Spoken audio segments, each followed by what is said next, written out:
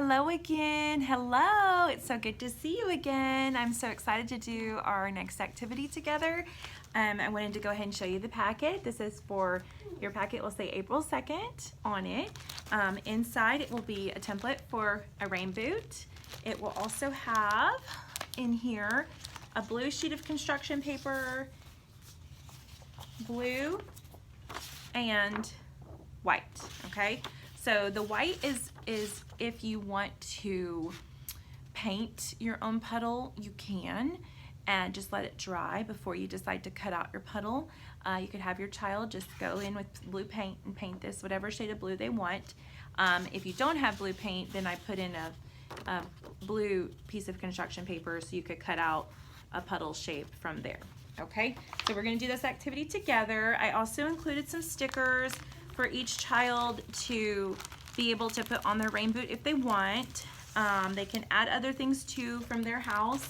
So if you have glue, glitter, anything like that, feel free to. So I forgot to share with y'all this really great story, but it was a little long and complicated to read, but it might be a great option to look at to show your child ways in which the weather and why it rains and why it's wet and all that. So this book answers questions all about that. It's by Whiz Kids, and it's Tell Me Why Rain is Wet, and it's by Shirley Willis. So you can usually look a lot of these books up on YouTube if you want. You can also go to what's called Epic Books and create an account for your child. And I don't know if this book will be on Epic Books, but it's been a great tool and resource for my children, and I know it would have been great when my children were 3 and 4 years old too. So there's a lot of audiobooks on there that will read to your children. They can do it from an iPad or an iPhone. So if you're going somewhere and you need to take it with you, you can. Okay, so I highly recommend Epic Books. And if I can, I'll try to see if I can create an account. I don't know. I have to talk with Miss Winkleman to see if it costs anything. I'm not sure about that. But if I can, I could get an account created for all of the children. So, all right. So I want to color first my rainbow. I'm sorry, my rainbow. We've been doing rainbows and clouds on my mind. So sorry. I'm going to color my rain boot. All right, so you could do this with markers, you could paint it, you could color it with crayons, whatever supplies you have at home. I'm going to use my paint sticks for this. So the first thing is you want to make sure the children are focusing on staying in the lines again. So I always emphasize that. So please, children, try your best to try to stay in the lines. I mean, if you get out of them, that's okay. You know, we make mistakes. That's how we learn. And you're going to do great no matter what. So I just want you to give it your best. So if you want to color your rain boot, you know, blue or orange or yellow, every time you pick a new color, I want you to tell your mom and dad what color you are coloring your rain boot. And I can't wait to see them all come together.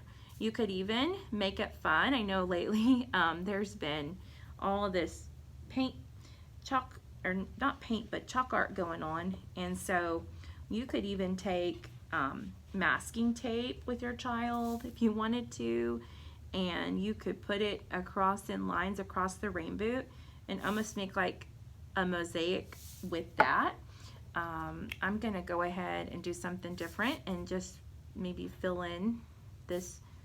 I'm going to do the edge purple, and just to show you, you know, what different ways you can do to create it. I could have made it all purple, but I'm just going to switch it up a little because we should make things as fun and interesting as we can right now, right?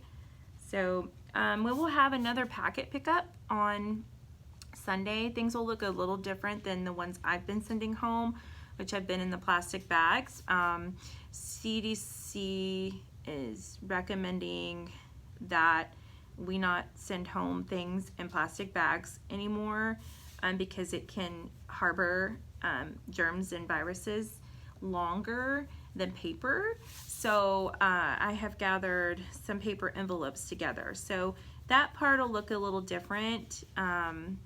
I'm gonna obviously include next week's activities, but I might, if I have time, try to include more than that, because we are unsure what the next really 4 weeks is going to look like. And so I would want y'all to have something. The only other option I thought of is if I can't get it together, because it takes a lot of just time to put all these things together, and I don't know, I'm doing it just me, so I don't know if I think this will be okay because I'm considered an essential worker. So if they create the stay-at-home, if they implement that within Washington County, which I heard they might be, then it might be possible for me to be able to drop off a package to you on your doorstep, and then give it the way they're saying they want it done is to be given 24 hours to air before you access it. So I would hand it to you in gloves, but just like we would at the drive-thru, but I would put it on your porch, and then I can send you a message to let you know that I have it. And again, that's if I'm not able to get all of the next few weeks added on top of next week to the packets. Because also the envelopes they gave us for school are very, very small, so I don't know how much I can put in there. So it might end up being activities that are just like coloring sheets, do your best, giving you little things to do around your house. I know I found a really cute idea for Brown Bear that I'm gonna send home. I've already gotten all the supplies together for that, and I think that could be really fun to do with the kids as well. And I want to see the pictures. It really means a lot having all those pictures come to my phone for several reasons, because I miss y'all, and because it makes me feel like y'all are enjoying the activities, and I really hope you are. I've had to kind of be creative with all that, so because it's a lot of things that we're not doing typically in our lesson plans, because it require, our lesson plans require materials that are more than what I can send home. So okay, Bouncing Bears, I went ahead and I finished doing my boot. Okay, so here's my rain boot. I went ahead and made mine purple and pink. If you wanted to, you could try to write your name on yours if you really wanted to, or get stickers and spell out your name if you have some of those letter stickers. So now all I'm gonna do is I'm gonna cut out my rain boot. Very simple. And if I know a lot of you guys are doing so good at cutting, so if you want to try cutting it, but you think you might need help in areas, don't go too fast. You just say, Mom, Dad, can you help me? And I know that they'll be so happy to help you. So just be patient with it. Don't rush through the cutting. If you are going to cut it, I recommend the parents do it, but I know there are many of you who are very capable of doing it, maybe with some guided assistance. If you're going to guide your child, the best way that we do it in our classroom is I would be sitting just like I am right now, okay? And I would put the child in front of me, so they're in between me but facing the same direction I'm facing. And I would just have them, as they're doing this, and they're holding, you have them hold the paper, and you have their hand, or and you're helping move it and guide it, and I would put your other hand maybe around on top of their hand. So, and it's really good direction because it shows them exactly how to have your paper move while you're cutting, because it's really a two-hand process. So, it requires me moving this hand, and I always say, turn your paper, not your scissors. Turn your paper. So I always try to make sure they're always keeping their scissors in the same direction, so that they're not moving that, they're moving more the paper, not the scissors, okay? And then always reinforcing if they're struggling with the open, close, which ours have gotten it down pretty much now, but some still might struggle, you know, open, close, open, close, open, close. All right. Okay, so now here's my template, all colored. I'm gonna put some stickers on it. Okay, I have a rainbow, a pretty rainbow. I have a pretty butterfly. Love butterflies. All right. I've got some cool bugs. Found these bug stickers. I thought they were fun. Got a little bird on a tree stump. Okay, I'm gonna put that on there. And then another little bug. I don't even know what that one's called, but we'll just call it Little Bug.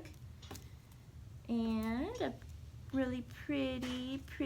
And parents, have your children do the stickers the best they can, because that is so good for their fine motor skills, to be using those scissors and that grip and everything to do it. And of course, if they need help, kids, don't be afraid to ask for help. All right, and then now I think I've got my last sticker. Okay, so here we go. I think I might stick mine more like that. All right, let me close that real quick. Okay, so now, Bouncing Bears, let me show you my finished rain boot. All right, I love that. Okay, so since I would typically paint, I'm not going to do that, but I wanted to show you what that is. I have a sample, but I left it at home accidentally. So all I'm gonna do is just eye it. It doesn't matter how perfect it is. So I can eye it out and just kind of make it where it looks like splattered water. And this will be the puddle that your rain boot has stepped in when you went outside to play in the rain, which is always a ton of fun. My boys like to do it on the trampoline. Don't y'all? He said, yep, they like to go out on the trampoline when it's raining and play and have a ton of fun. All right, so my little puddle looked just like that. So now that I didn't need to use my white paper, I think I'm just gonna go ahead. At school when we do this, we just kind of stick it like that, and then we would maybe hang them up on our art wall. But I'm gonna go ahead and stick it onto this white paper since it's here. And I might even add a couple of splatters of water splattering outside of it. So I'm gonna put my puddle down like that. And then I'm gonna put glue on the back of here like this.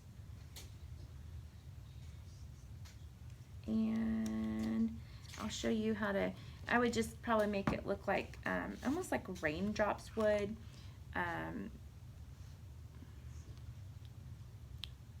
For the puddle splatters.